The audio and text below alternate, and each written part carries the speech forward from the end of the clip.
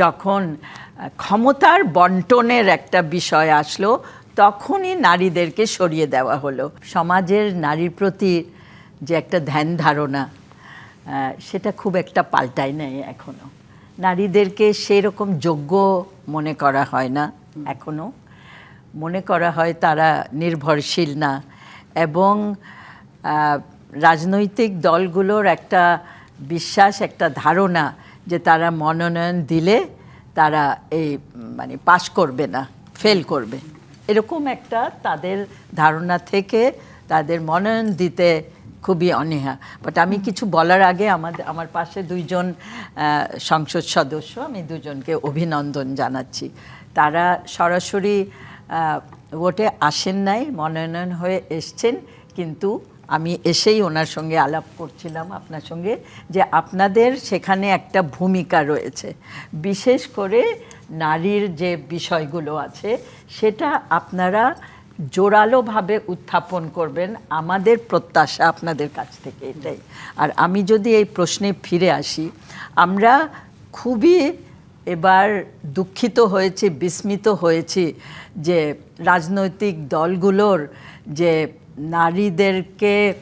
নারীর এত কম মনোনয়ন দেওয়া, যেখানে নারীরা এই পুরো সংসদ তো আজকে এসছে একটা আন্দোলনের মুখে, একটা বৈষম্য হ্রাস করার একটা আন্দোলন, ন্যায় বিচার, সামাজিক বিচার স্থাপন করার জন্য, বৈষম্য দূরী করার জন্য। সেই জায়গায় আজকে আমরা এসে দেখলাম যখন ক্ষমতার বন্টনের একটা বিষয় আসলো তখনই নারীদেরকে সরিয়ে দেওয়া হলো।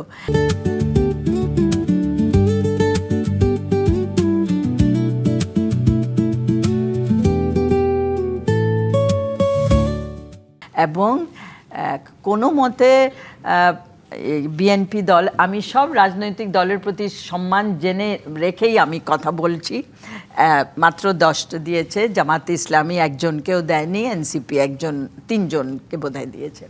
এটাতে আমরা আসলে কি বলবো, রাইট শব্দ হলো আমরা শকড হয়েছি যে এটা কেন, এবং আমাদের যে এতদিনের দাবি সরাসরি ইলেকশন, আমরা অর্ধেক জনগোষ্ঠী, এটার কি কোনো দাম নাই? আর একটা কথা আমি সবসময় বলি, আমাদের প্রতিনিধিত্ব আপনারা চান না, কিন্তু আমাদের ভোট ঠিকই চান, তো ভোট তো চান।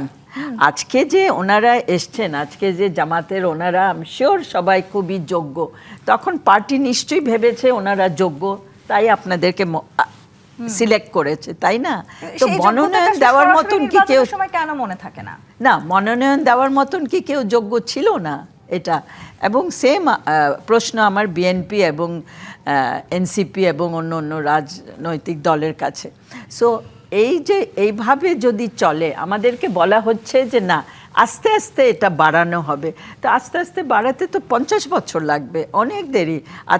এখন এবার সংসদে ইতিহাসে সবচেয়ে কম নারী সরাসরি ভোট দিয়ে এসছেন, এবং এই সংসদে এটা হওয়ার কথা ছিল না।